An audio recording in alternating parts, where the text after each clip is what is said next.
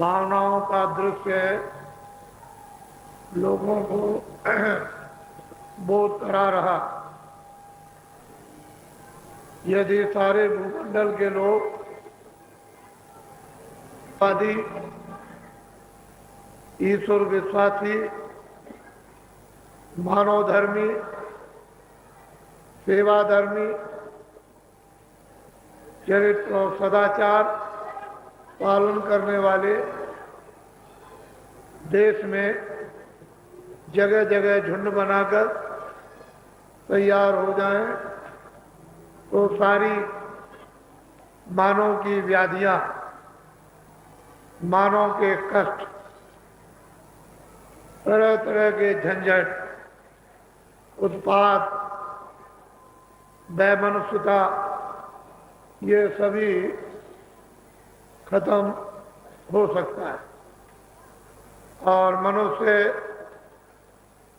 एक शांति का अपने जीवन में सही रूप से अनुभव कर सकता है।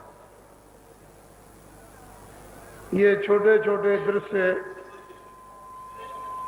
जो आपको दिखाई दे रहे, इतने मेहनत की गई, बड़ा परिश्रम किया है। सारे देश के अंदर एक ऐसी भावनाओं का विस्तार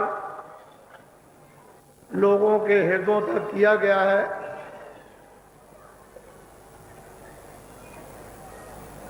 कि जगह जगह अब ये चिन्ह दिखाई देने लगे।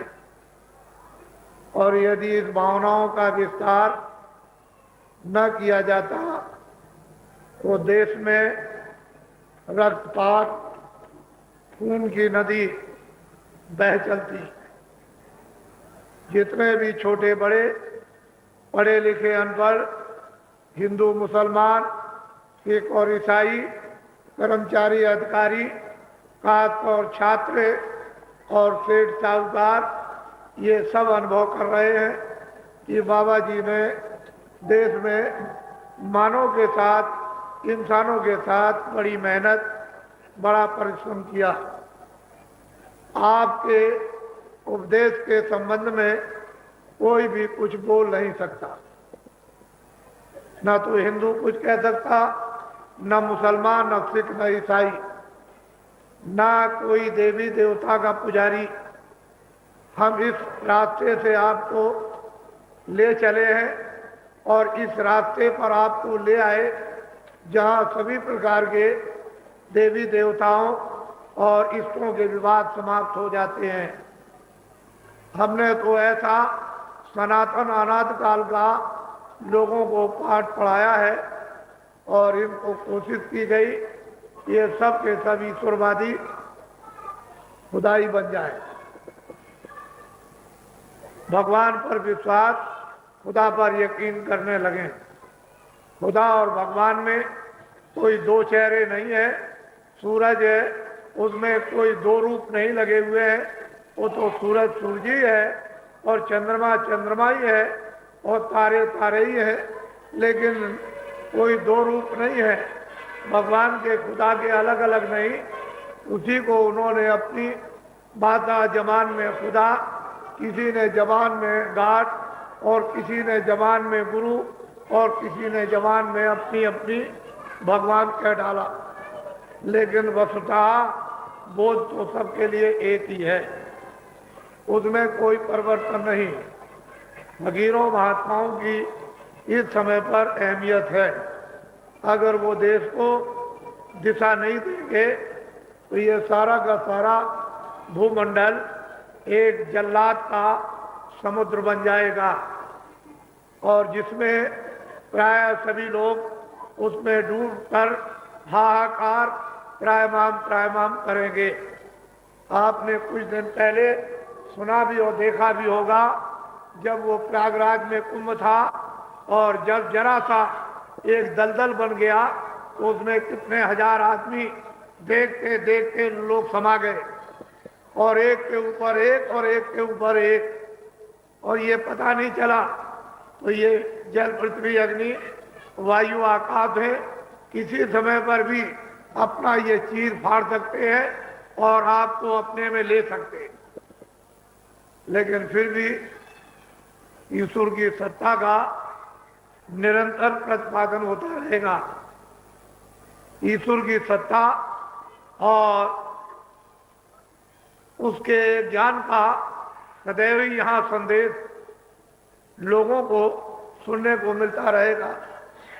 ये मृतलोक है, वो मंडल भूमि है जहाँ बड़े बड़े सिद्ध पुरुष है ऊपर के दिव्य लोकों से यहाँ भेजे गए और जिन्होंने साधना का स्रोत है जारी किया और भूले हुओं को साधना कराकर वापस पहुंचाया। वो तो पूरे ही होते हैं, लेकिन जो यहाँ बहुत मुद्दतों से रह रहे हैं वो अपने आने का रास्ता भूल चुके, उनके लिए तो नवीन है, लेकिन आने वालों के लिए नवीन नहीं है, वो तो सनातन है। जो आते और जाते रहते हैं उनके लिए भगवान न तो कभी दूर हुआ न कभी दूर होगा, लेकिन जिनके हृदय और आंखों से भगवान ओझल हो गया और कितने दिन बीत गए और विश्वास यकीन आपका सब कुछ चला गया, उनके लिए भगवान बहुत ही दूर है। तो ये लोगों को मालूम हुआ कि वास्तव में मनुष्य की मानवता बहुत महत्व रखती है, एक अहमियत है। अगर ये शिक्षा डूब गई तो जो आप चिल्ला रहे हो बात बात से फिर आगे क्या होगा, ये तो आप अनुमान से कम बुद्धि से ही सोचो। इसलिए मनुष्य को अपने किए हुए अच्छे और बुरे कर्म का फल निश्चित मिलता है, उससे वो छुटकारा नहीं पा सकता। लेकिन महान शक्तियों के आदेशानुसार यदि वो अपने अच्छे बुरे काम को बदल देता है और बुरे काम को छोड़ दे, अच्छे काम पर आरूढ़ हो जाए, तो फिर वो उस कर्म का अशुभ कर्म का भोक्ता नहीं बनता, बल्कि वो अशुभ कर्म उसका जड़ियों से शोधित कर लिया जाता है और पुण्य में उसको बदल कर और पुण्य को भी शोधित कर लेते हैं, तो अध्यात्मवाद में प्रवेश हो जाता। बिना इसके काम नहीं हो सकता है। इसलिए आप सब लोग बहुत ही जगह जगह गंभीरता से सोचें। मैं सब प्रांतों में भ्रमण करता रहता हूँ। मैंने जो इन 35 सालों में मेहनत देश में की है वो छोटी मोटी मेहनत नहीं। आप इतने बड़े लालच के प्रलोभन के दायरे में फंस गए और फिर भी अभी तक आप अपनी जरूरतों को पूरा न कर सके, अपने समाज में पूरी चीज न ला सके, तो आगे कुछ आप पाने वाले नहीं हो। इतने प्रलोभन लोभ में जो व्यक्ति फंस जाते हैं और लोग जो है महादुख दारुण है। और लोग अगर फंसोगे तो आप जानते हो कि लोभ से क्या होता है, नाश हो जाता है। बुद्धि का, आपके मन का, चित्त का, आंख और कान का ये पतन होता है। इसलिए मनुष्य को अपने कर्मों पर टिकना चाहिए कि जो मेरे भाग में है वो तो मुझे रोज मिलेगा और मैं जो नवीन अच्छे कर्म करूंगा उसके लिए आपको अधिकार दिया गया है कि अच्छे से अच्छे काम करो, जिससे आगे आपका अच्छा कर्म जमा हो जाए और उससे फिर आपको अच्छा जीवन पुनः दोबारा शरीर त्यागने के बाद मिले, ताकि आप शरीर की जितनी जरूरत की चीजें हैं वो अपने भाग से प्राप्त कर सको। यदि आप आगे के लिए कुछ जमा नहीं करोगे तो शरीर का भोग भोगने के बाद कुछ आपके पास नहीं रहेगा, तो आप रोगे चिल्लाओगे, क्योंकि आपने तो अपने पुण्य कार्यों से कुछ जमा करके रखा ही नहीं। जो भी कार्य किए हैं वो सब आपने बुरे कार्य किए हैं, तो इसलिए आपको बुराई मिलेगी, रोना मिलेगा, गरीबी मिलेगी, रोग मिलेगा, कोढ़ मिलेगा, अंधे होगे, बीमार हो जाओगे, लूले लंगड़े होगे, ये सब बिखादियां आपको मिलेंगी। लेकिन बुरे काम तुम छोड़ो और अच्छे काम अब करना शुरू कर दो, तो ये अच्छा आपके लिए होगा। मैंने कल आपको बताया कि आप अपने गृहस्थ आश्रम में रहते हो, सबसे विशेष आपका सहायक संबंधी कौन हो सकता है? आपकी पत्नी। जब कोई काम करने चलो, चाहे अच्छा हो चाहे बुरा हो, पत्नी से पूछो कि मैं ये काम करने जा रहा हूं, तुम्हारी समझ में ये काम अच्छा है कि बुरा है? तो पत्नी को इतना उसको ज्ञान है कि ये अच्छा ये बुरा है। मनुष्य तो अपने उस ज्ञान को खो बैठता है और अज्ञान में प्रवेश हो जाता, लेकिन पत्नी का ज्ञान नहीं नष्ट होता है। वो फौरन आपको उत्तर देगी कि ये काम बुरा है, चोरी बुरी है, डकैती बुरी है, ये कत्ल बुरा है, किसी के साथ जबरदस्ती ये बुरी है, छीना चोरी बुरी है, ये बेईमानी बुरी है। इस काम को पतिदेव आप मत करो। तो पति को चाहिए कि अपनी अर्धांगिनी की बात को मानकर, अपना हित समझकर और उसको त्याग दे, उस काम को न करो। जब आप गृहस्थ आश्रम में इस तरह से यानी परिपक्व हो जाओगे, तब तुमको दिशा मिलेगी महात्माओं की तरफ जाने की। और फिर महात्माओं के पास जब पहुंच जाओगे, तब आपको सही यानी अपने गृहस्थ आश्रम का बोध होगा। इसके पहले होने वाला कुछ नहीं। तो न पत्नी की बात मानते हो, न अड़ोस पड़ोस की बात मानते हो। जो भाता है वही तुम अपनी इंद्रियों के द्वारा करते हो। आखिर इसका अंजाम परिणाम क्या होगा, वो मैं कानों से सब कुछ सुनता रहता हूं। वैसे तो आपकी सहायता करता रहता हूं, लेकिन कान बहरे नहीं हो गए। वो थोड़ी बहुत समझ है। जो आप चिल्ला रहे हो उससे ये पता चलता है कि अगर आपने अच्छे काम किए होते तो आज हमारी सबकी ये दुर्दशा गृहस्थ आश्रम में समाज में ना होती। और इसीलिए जब गृहस्थ आश्रम बिगड़ता है तो समाज दूषित हो जाता है। जब समाज दूषित हो जाता है तो जातियां दूषित हो जाती हैं, और जातियां दूषित हो जाती हैं तो राज दूषित हो जाता है, और राज दूषित होता है तो राजा दूषित हो जाता। तो फल ये सबको भोगना पड़ता, और सब लोग इसको भोग रहे हैं। इससे इनकार नहीं किया जा सकता। इसलिए इन सब का शोधन करने के लिए आपको अपना मुख है उस तरफ मोड़ देना चाहिए जिधर महात्मा है। वो जो अध्यात्म बात की विद्या जो देते हैं, उस तरफ अपना ध्यान मोड़ दो।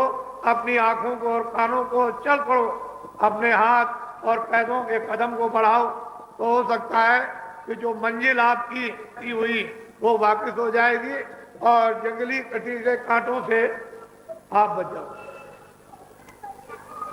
रास्ता आपका मिल जाएगा। तो ये सब देख रहे हो, कुछ होने वाला नहीं है। इसलिए हमारी बात फिर सुनो। दिन में खेती, दुकान, दफ्तर का काम करो, शाम को आओ बच्चों की सेवा करो। कोई अतिथि मेहमान दरवाजे पर आ जाए, उसकी भी खिदमत सेवा कर डालो। कोई भी भूखा प्यासा आ जाए, यथाउचित जितना तुम्हारे पास में शक्ति हो, चुटकी हो, एक दाना हो, आधा गिलास पानी हो, उसको दे दो। तुम्हारे दरवाजे से कोई अतिथि है यानी ये कहता हुआ ना चला जाए कि अरे ये क्या आश्रम है, तो ये आश्रम तुम्हारा शमशान मरघट बन जाएगा। फिर जब आप ये काम अपने कर लो और सोने जाओ, तो 5 मिनट 10 मिनट मनुष्य रूपी मंदिर में सच्चे भगवान का भजन किससे है।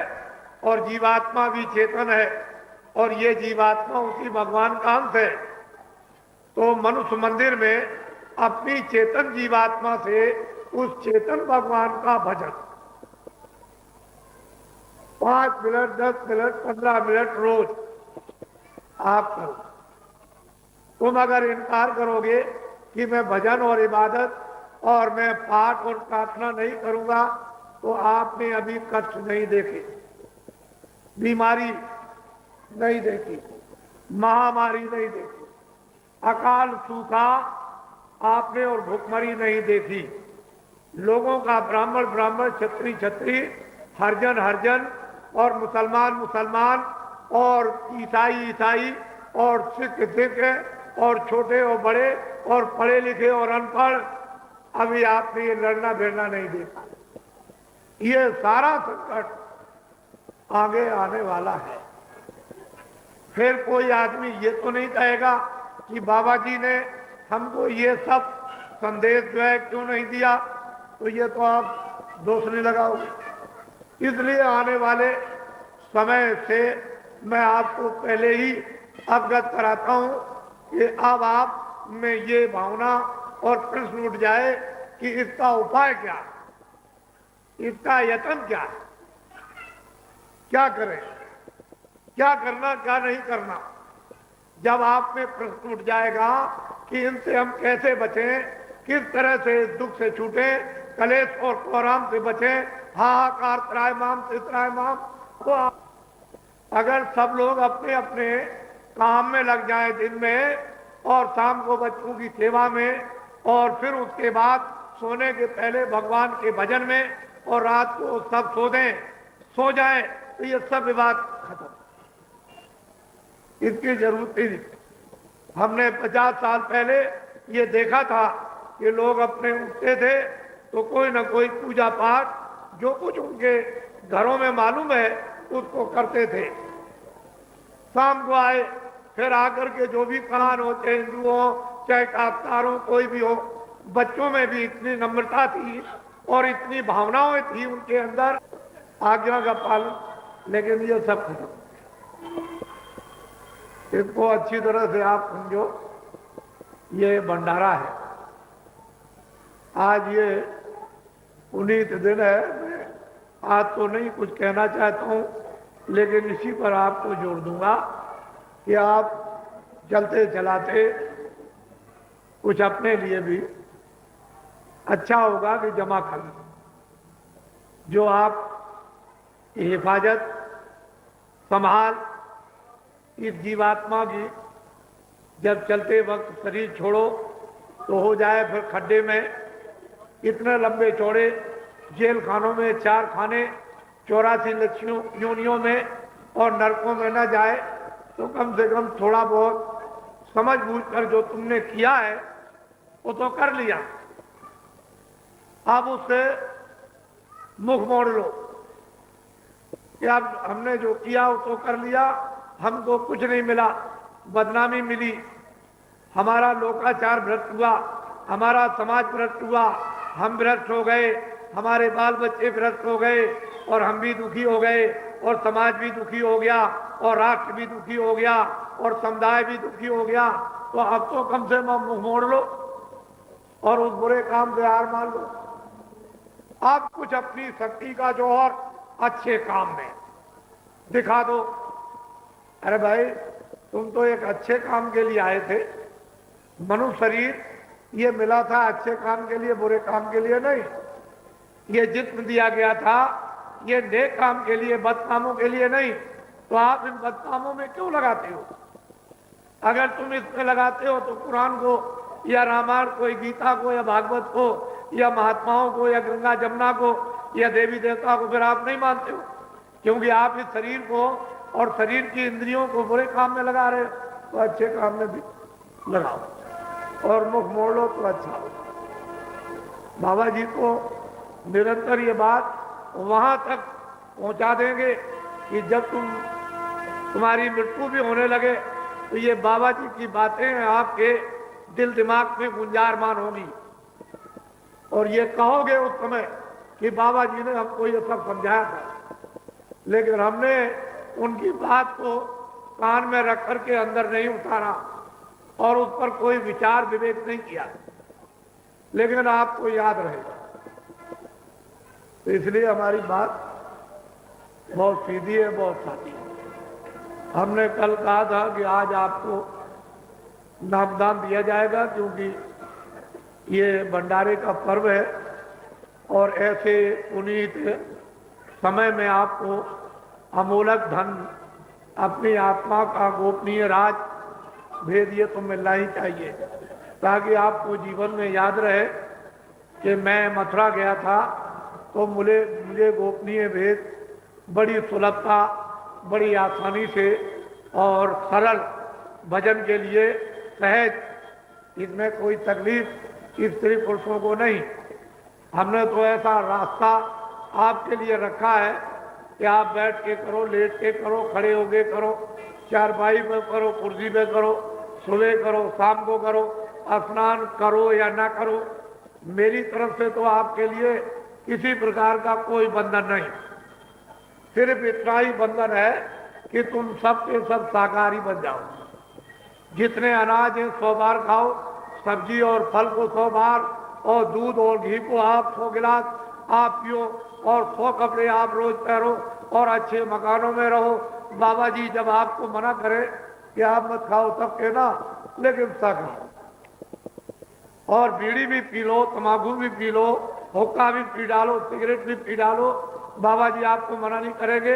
हम तो वैसे नहीं पीते हैं, लेकिन ऐसी कोई नशे की चीज को मत पियो जो बुद्धि जो है भ्रष्ट हो जाए, पागल हो जाए, और तुम आगे चलो टकरा जाओ, मोटर से, पेड़ से, नाली में गिर जाओ, पानी भरा हो उसी में डूब जाओ, मर जाओ।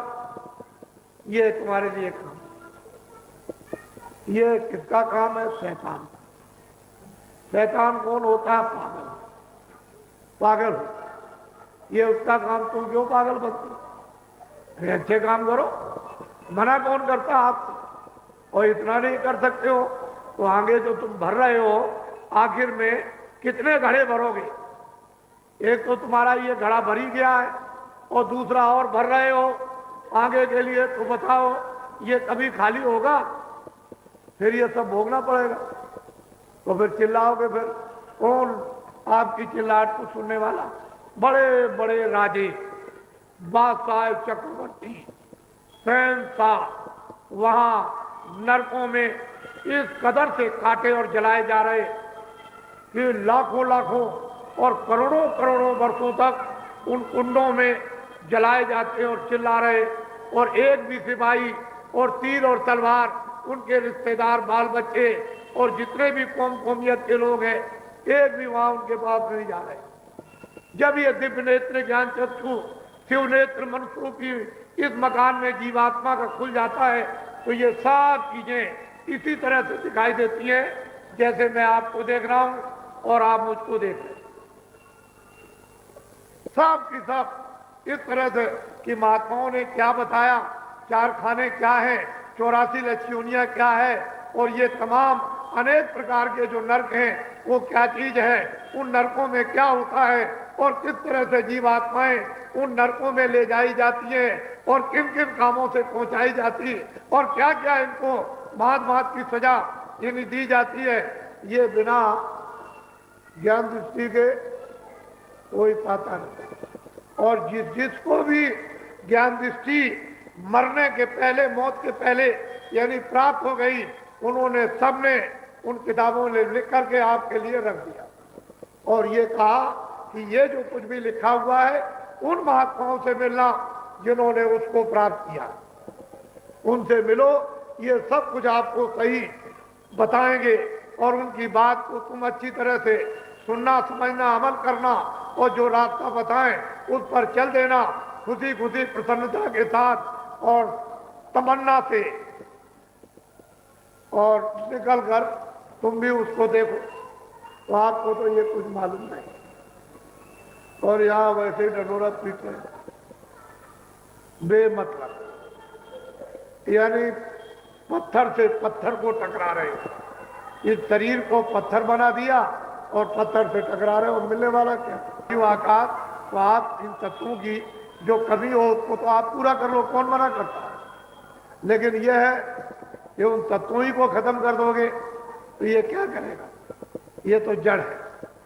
जीवात्मा की चेतनता से चेतन हो रहा, आग चल रही, आग सुन रहे, वाणी बोल रही है, हाथ पैर इधर हिल रहे, लेकिन जब जीवात्मा निकाल दी जाए तो ये क्या है? मिट्टी। इसका क्या मूल है?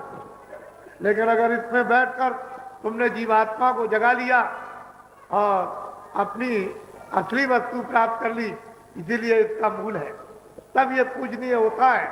मिट्टी भी उसकी पूजनीय होगी और वो भी राख लगा दी जाएगी, तो उससे भी जीवात्माओं का कितना मन निपटारा हो जाता है।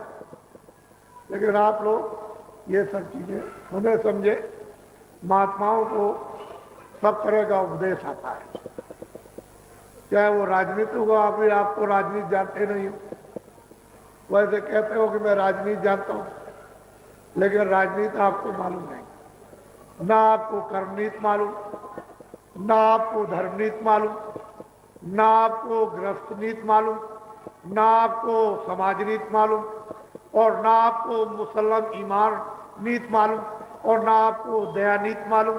तो कुछ नहीं है, इसको तो जानवर बना दिया। क्या मालूम होगा?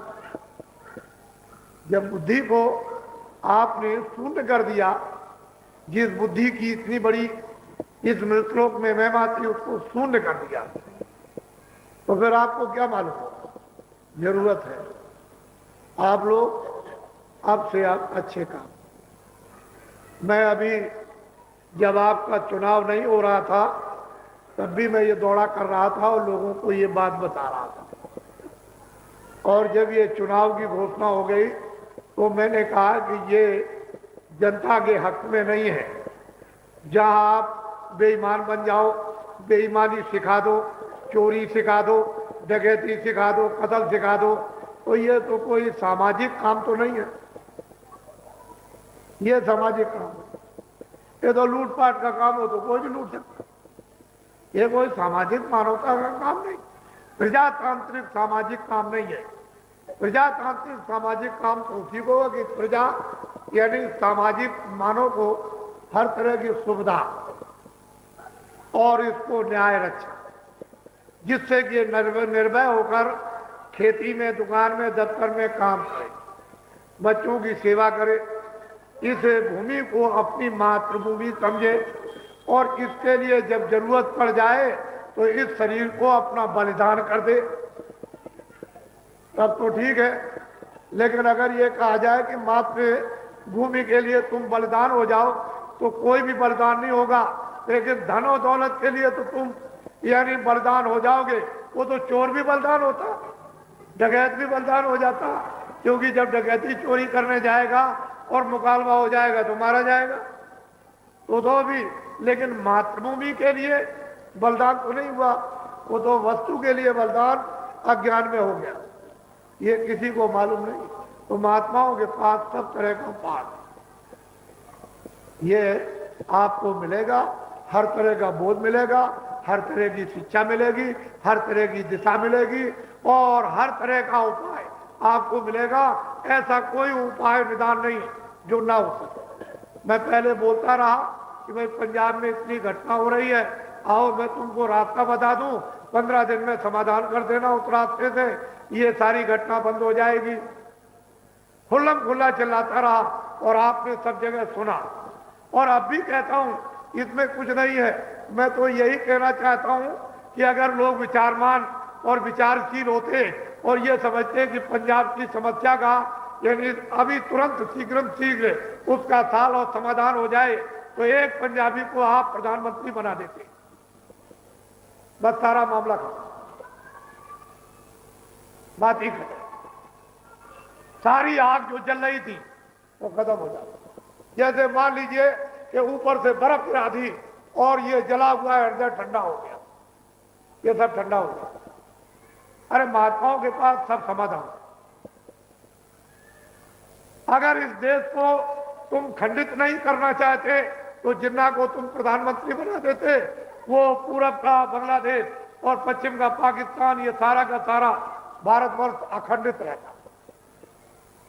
गजब कर दिया। अरे अब भी तुम ना इस बातों को सुनो और समझो, और ये तुम्हारे पास खबरें नहीं पहुंच रही, इससे ये मालूम हो रहा है कि तुम्हारा राज खून हो गया। समय समय पर महात्माओं ने जब बड़े बड़े राजाओं को शिक्षा दी है और जब उनको वो ठोकर और धक्का लगी तो वो दौड़ पड़े। तो आप लोग तो ये बात समझो, महात्मा किसी के दुश्मन नहीं होते। ये बात अगर हो जाएगी तो उनको कौन महात्मा कहेगा, महान आत्मा कौन कहेगा? वो तो सिर्फ ये है कि तुम जो दुश्मन समझते हो, अच्छाई और बुराई का अलग अलग यानी बराबर अलग कर देते हैं, तो उस बुराई के कारण तुम उसको दुश्मन समझते हो। अगर तुम में से बुराई निकल जाए तो तुम भी अपना मित्र समझोगे। बस केवल इतना ही अंतर है, समझ का ही फर्क है।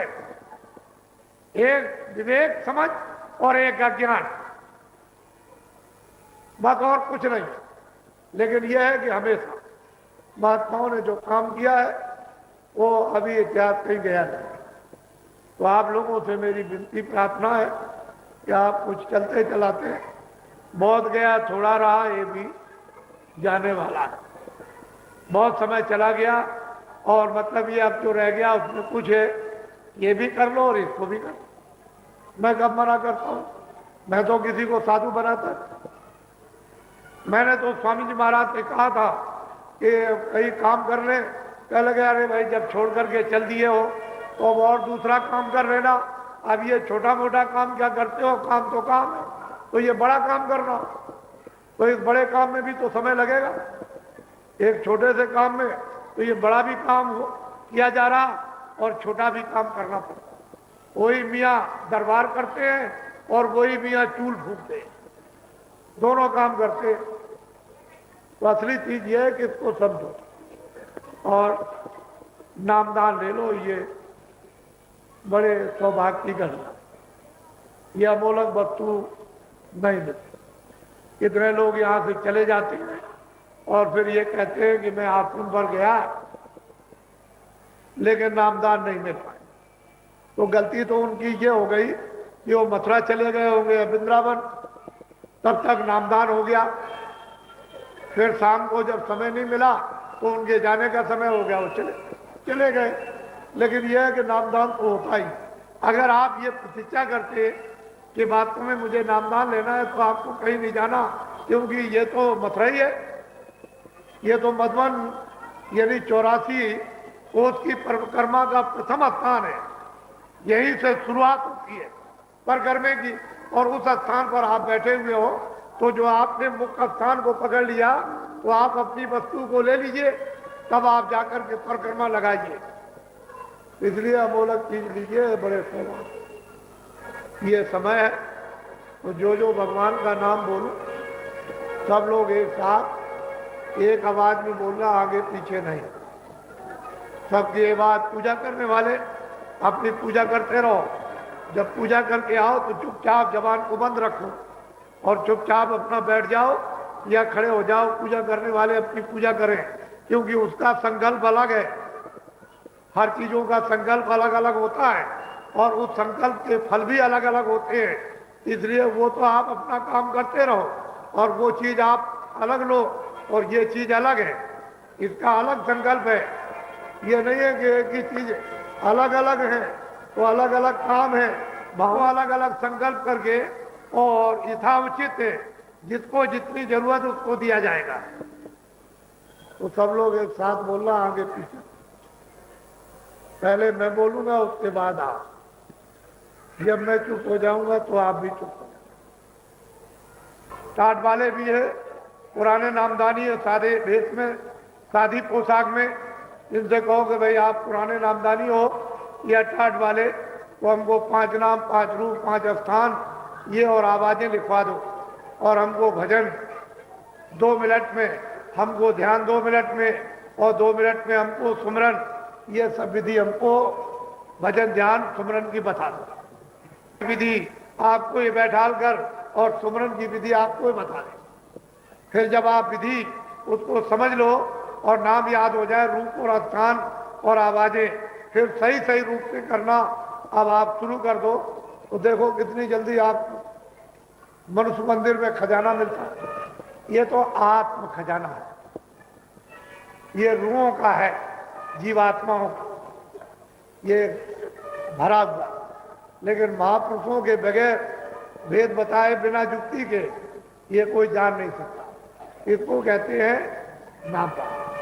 पहले लोग दीक्षा कहते थे कि दीक्षा दे दो, मंत्र दे दो, कान फूंक दो। अब ये कान आन फूंकना, मंत्र, ये सब अलग है, ये नामदान है, ये सर्वोपरि दान है। ये अब और सब चीजें पीछे हो गई, असली चीज ये है। और मंत्र ये दिया है कि आप भजन करो तो कान खुल जाए, ध्यान करो तो आंख खुल जाए, और आंख और कान खुले तो सुनने लगो, और देखने लगो तो मंत्र तुम्हारे वशीभूत हो। वो कहा नहीं है कि मंत्र को वशीभूत करना, ऐसा काम कर लो अपने जीवन में तो अच्छा है। बोलो जय गुरुदेव। देखो बच्चियों, देवियों, मेरी आपसे बहुत बड़ी प्रार्थना है कि अपने अपने पतियों को जो 40 सालों से बुद्धि जो ये दान में देते रहे, बुद्धि को गलत स्थानों पर बेचते रहे, अब की बात ये ढंढोरा हमारे आगे आने वाले खंड में बचेगा कि देवियों को बताया जाएगा कि बुद्धि को अपने अपने पतियों की बेचने मत देना। ऐसी जगह पर बुद्धि का उपयोग करो कि तुम्हारी बुद्धि बिके भी नहीं, कोई खरीदे भी नहीं 5 साल के लिए, और बुद्धि के एवज में उस विवेक से काम ले लो कि बुद्धि को बेचो भी नहीं, और बुद्धि का सहयोग भी कर दिया, और कुछ भी पाप तुमको नहीं लगा। लेकिन तुमने जो अभी बुद्धि बेची है 5-5 साल के लिए, तो इतने बड़े बड़े जो पाप हुए वो सब पाप छा गए। तुमको सुख मिलने वाला नहीं है। तुम ये कहोगे मुझे सुख मिल जाएगा, कभी कदाप सुख नहीं मिल सकता। वो तो महापुरुषों का जो संकल्प है उसी से कुछ हो सकता है। बाकी जो तुम्हारे ऊपर बोझा लदा हुआ, वो सपने में भी तुमको सुख मिलने वाला नहीं। आपने वो काम किया है, इसलिए अपनी अपनी बुद्धि को जगाओ, और जगाकर फिर इसको बेचो मत। कोई तुम्हारी बुद्धि को खरीद ना सके, इस तरह के तुम बन जाओ, और बुद्धि का विवेक में फिर काम लो, अपना भी काम ले लो और औरों का भी काम कर लो। तो मैं अभी खंडों में मैं इसका विस्तार से प्रचार करूंगा। वैचारिक क्रांति में ये सब कुछ आ जाएगा, आप घबराओ मत, और भारत में वैचारिक क्रांति उठ खड़ी होगी, इसको कोई रोक नहीं सकता। हमने तो ये कहा था, इन लोगों ने कहा था बाबा जी आपके पास कुछ अच्छे आदमी हैं। मैंने कहा मैंने 30-35 साल से अच्छे आदमियों को बनाया। कल आप कहोगे कि बाबा जी आपने तो हमको अच्छे आदमी नहीं बताए थे, नहीं तो मैं अपनी बुद्धि का जरा सा प्रयोग कर लेता और बुद्धि से परीक्षा ले लेता। तो मैंने तो आपके सामने खड़ा कर दिया और ये कह दिया कि जब तुम्हारी इच्छा हो तब तुम इनकी परीक्षा कर लेना,